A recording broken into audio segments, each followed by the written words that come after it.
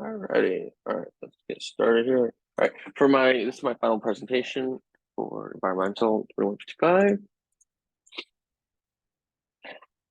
So to kind of continue off what I started with originally with the assignment 3, which was to choose a power plant of our choosing, our favorite power plant. I chose one that was very close to me growing up, which was in upstate New York, for the Cuga Lake, which is kind of near Cornell, Auburn area. Those, if you're aware of who that's at. I'll show you a map on the next slide. So obviously the name was AES Cuga Power Plant. Is specifically in Lansing, New York.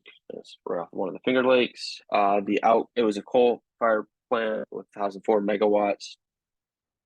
The plant is officially retired now. It was kind of on and off for a couple years, really from like 2016 to 2019. It was kind of like growing there and living there. You can kind of tell where things were headed. Obviously, where time was changing and transitioning out of coal.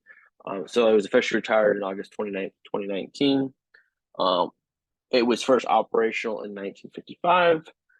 It used binomius coal type, and the main supplier for the coal was from the fishing mining mine. And then within the factory itself, the coal plant consists of two coal burning units, which had a capacity of 150 megawatts each. Next slide here. So as you can see here, this is like a topographical map of the plant. As you can see, it's very close to one of the Finger Lakes, right in Lansing. This is what we're looking at since then. Move on.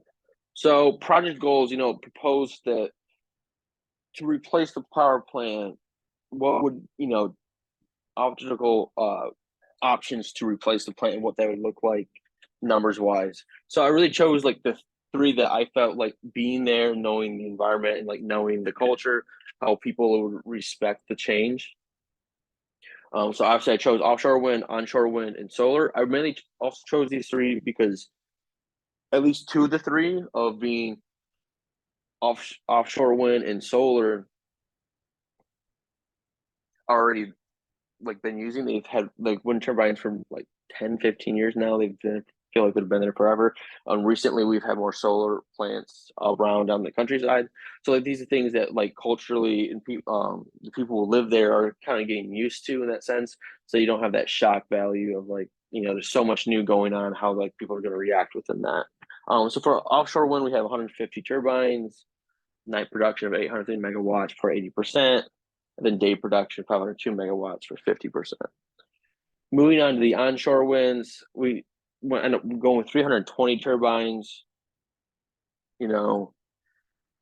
Each day specifically, it's 0.75. The night's 2.49, which gives us in the end 268 megawatts for 50%, then 268 megawatts for 80%. Kind of just give us that background on how we got to that calculation. For solar, so we're going to need a pretty large acreage in total for all our different our solar plant. In the end, we're going to need almost 1,100 acres to be specifically 1,090 acres. Honestly, there'd be no night production, but being solar because we're only grabbing everything during the day, and then toward the end day production would be 401.6 megawatts. I chose not to even propose nuclear. I'm not a fan of nuclear, first of all. I think there's other alternate energy sources that we should continue pushing further than kind of going to nuclear. I just think the negative outcomes is too great of a risk to kind of weigh the options in the end. Moving on here. So this is kind of proposed areas. So right here is where the plant was right now. Over in here, we already have some wind turbines that have been already pre-installed. They've been there for many years. Onshore wind, I was kind of playing with this river that's going right into the Finger Lakes. So,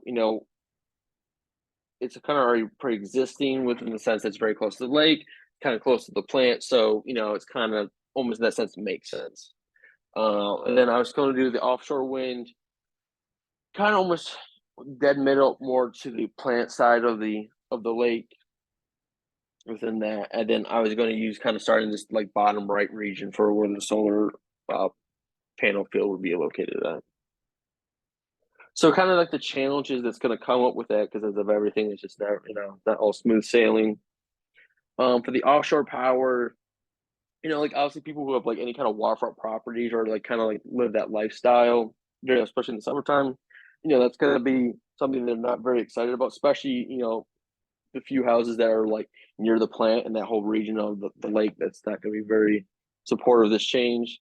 The onshore power, where I had proposed in the creek leading up to the lake, is the river enough depth to hold the wind turbines for like the structure wise? It's not like a huge like ocean or like a Great Lake in that sense. So, is there going to be enough that structure to hold that up?